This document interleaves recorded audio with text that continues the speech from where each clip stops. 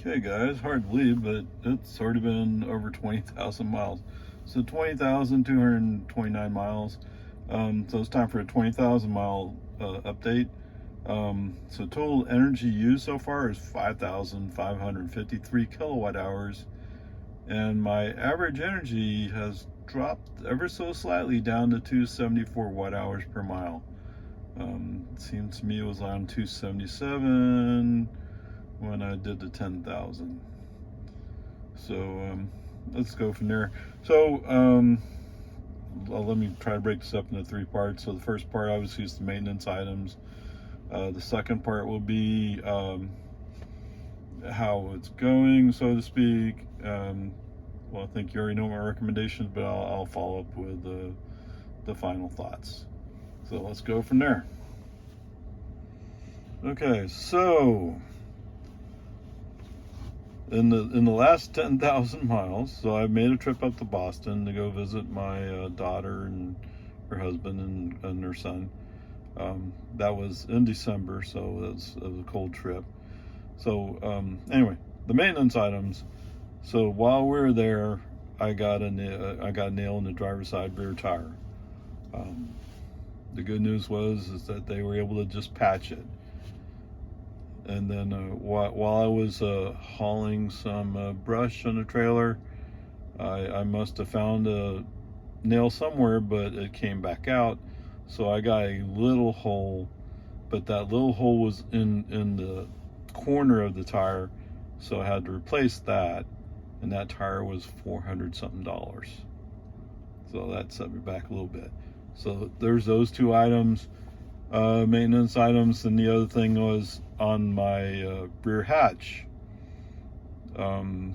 They finally got one of the mechanics who was able to reproduce the problem. And he said, oh, okay. And so anyway, because he could reproduce it, they could track down where the problem was. And it turned out there's a controller module somewhere that was malfunctioning. And that was a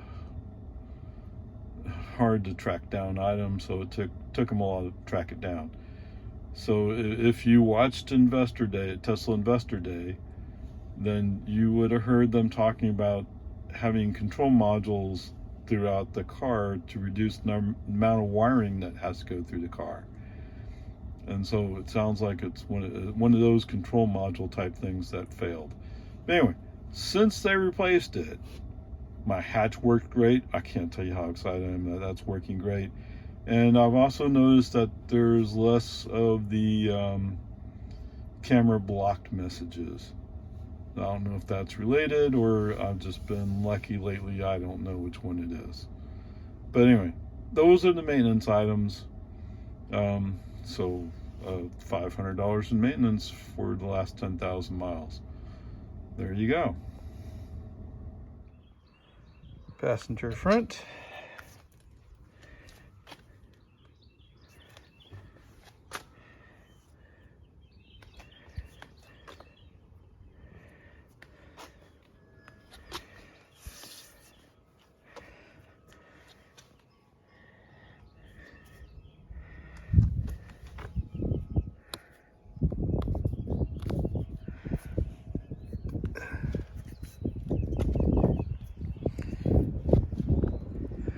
Okay, passenger rear.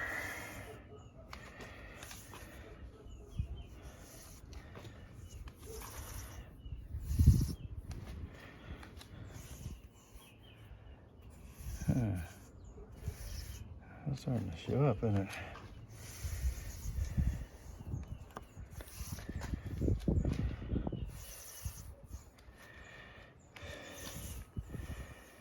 Okay.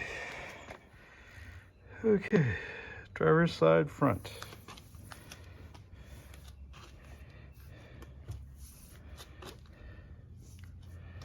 I got some wear in here, don't I?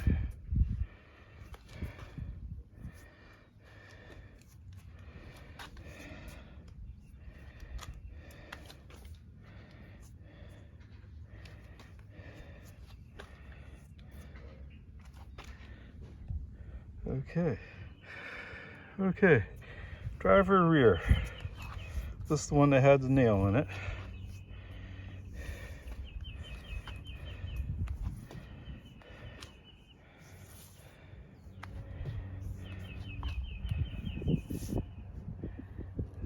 that where the nail was? I think so. Isn't that weird? Actually, both nails were in the same place, I guess. Okay.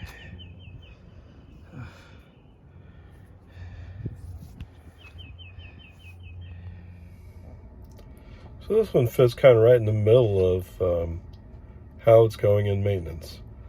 It's not really maintenance because I haven't done anything about it, but here it is. When I was going to Houston or someplace like that, anyway, it's just outside of Katy.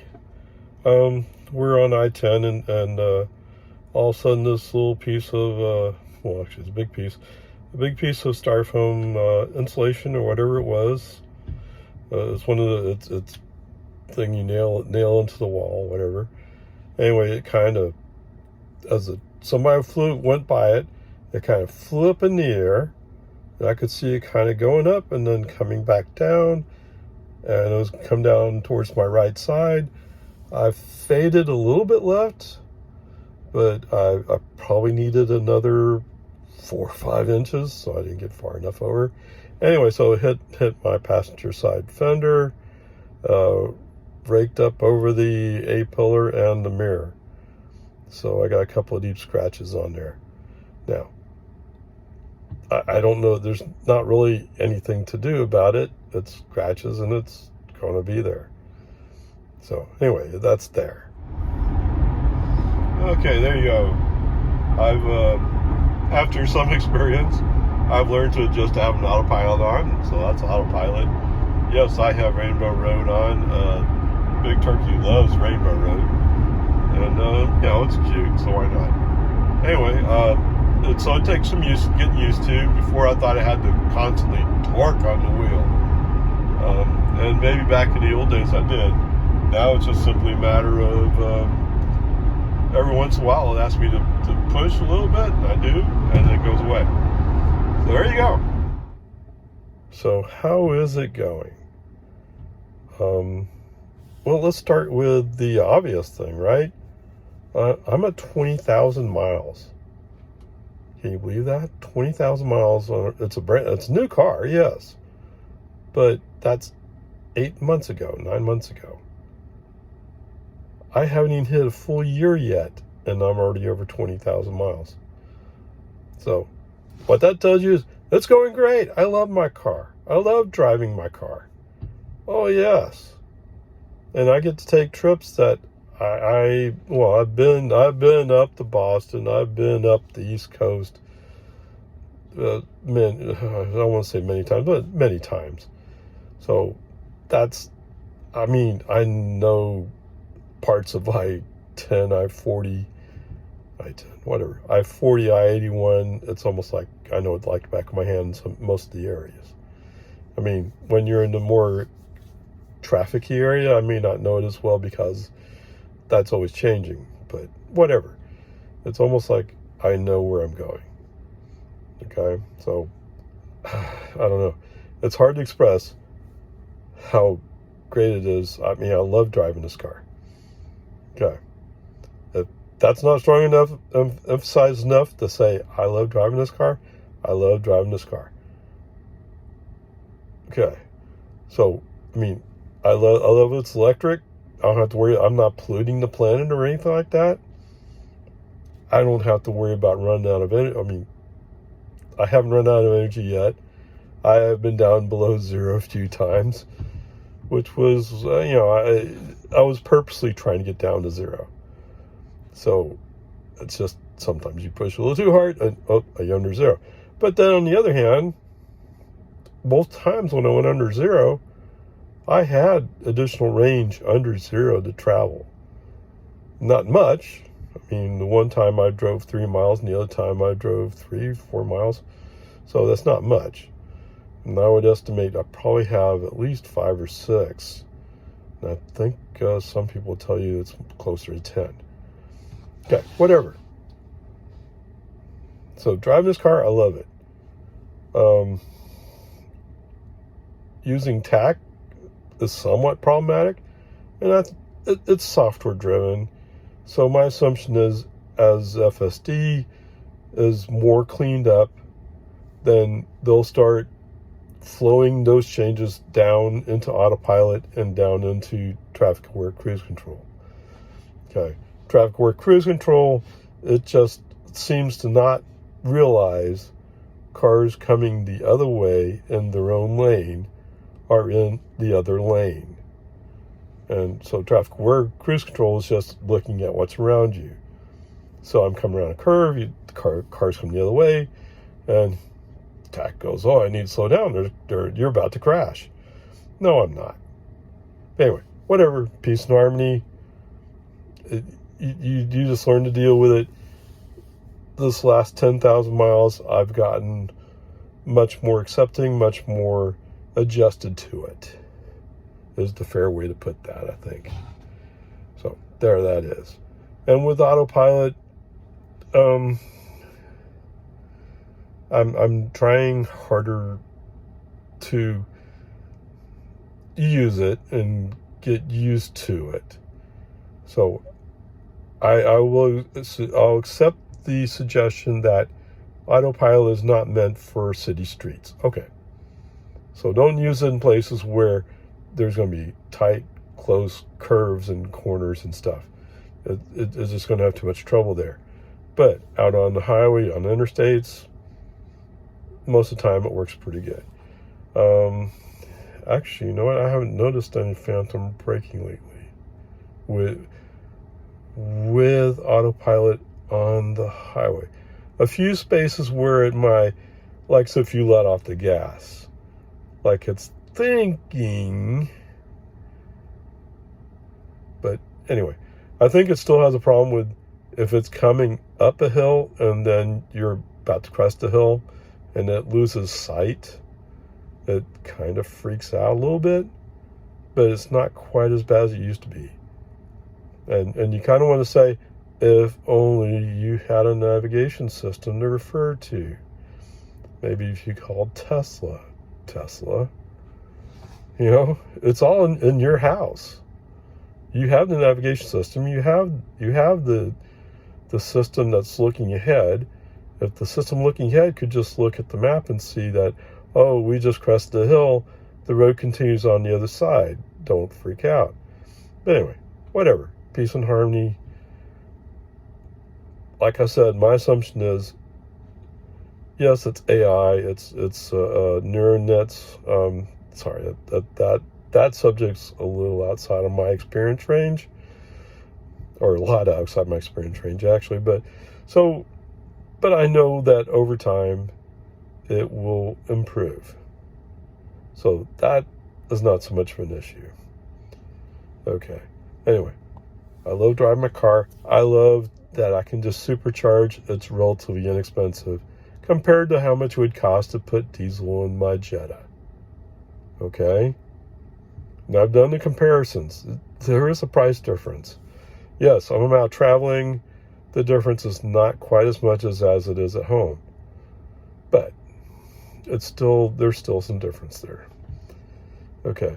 So I took a trip to Boston, and I haven't finished putting together all those videos then yet, but anyway.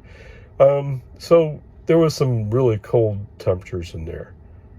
So the impact on range and the impact on operations is there. There's no doubt about it. It's there.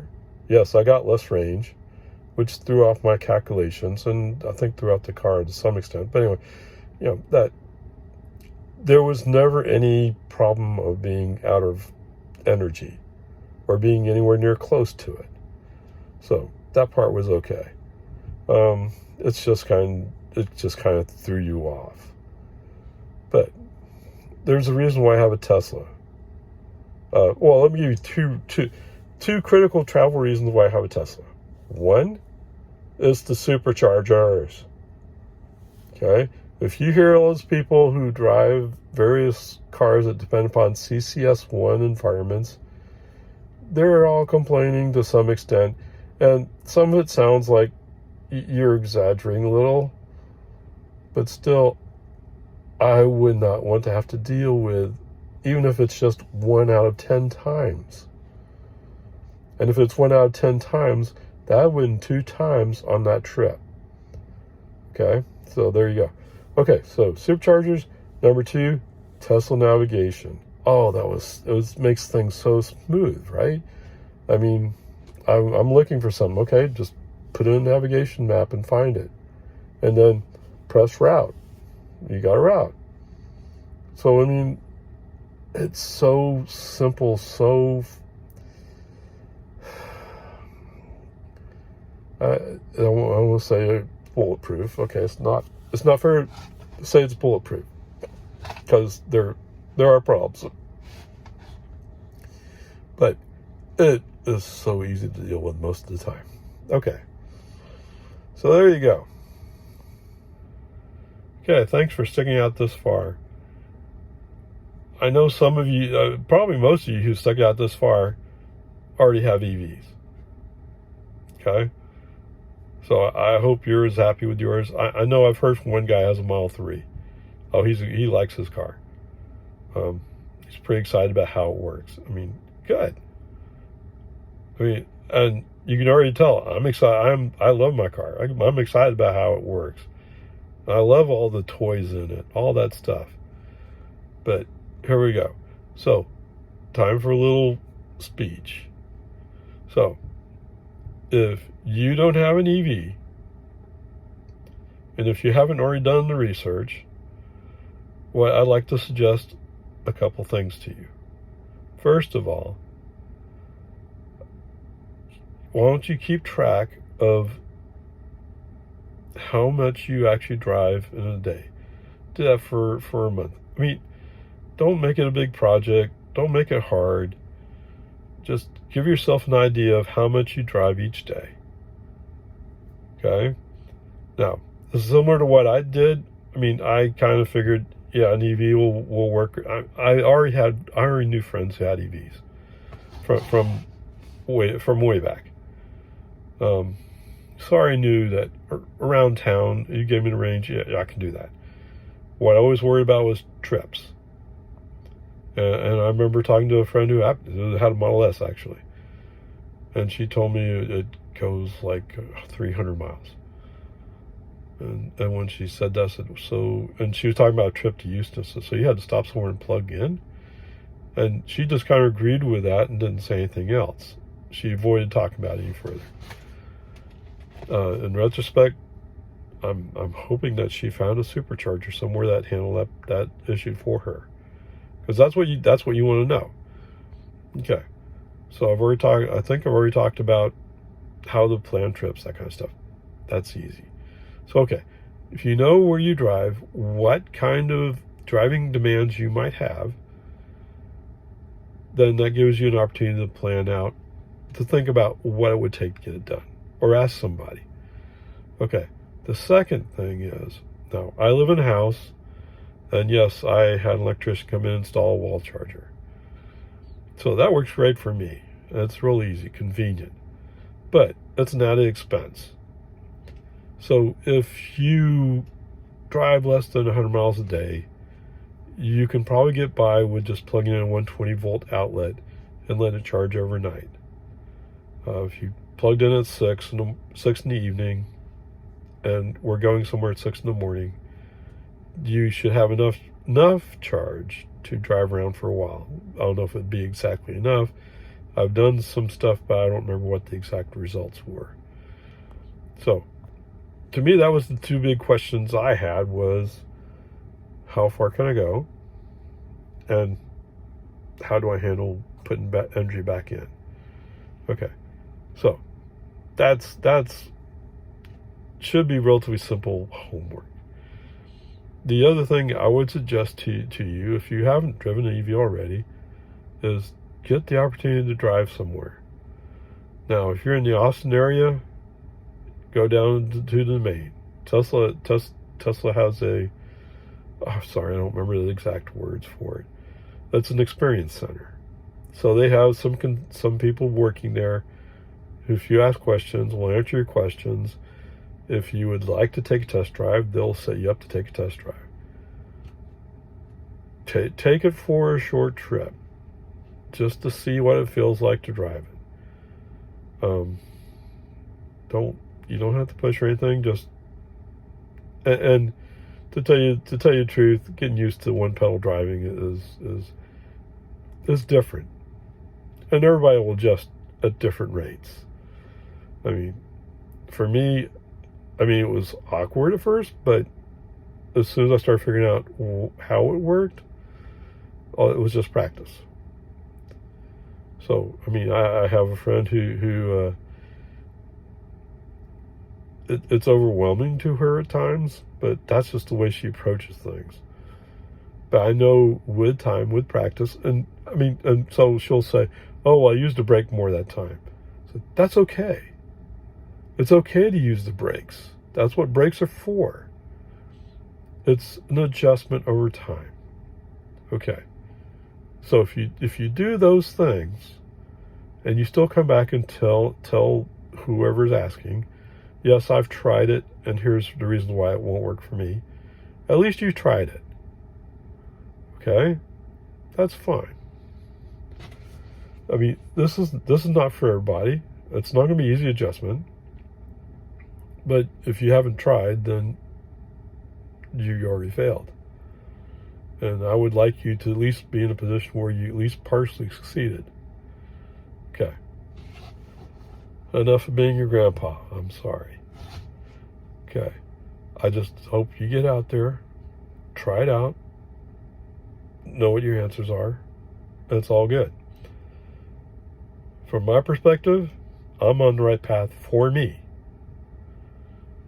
If you come across my path and you ask me, I'd be more than happy to answer your any questions you got. If you have the time, and I have the time, we'll probably go for a ride and I'll make you drive a little bit. Because that's the best thing to figure out how you feel about something, is trying it. Okay. With that said, yes, from my viewpoint, why would you not buy a Tesla? Okay. I get it. Tesla's not for everybody. There's plenty of other options around. Review your options and see if anything will fit. Okay. With that, thanks for listening. Happy hunting and good luck.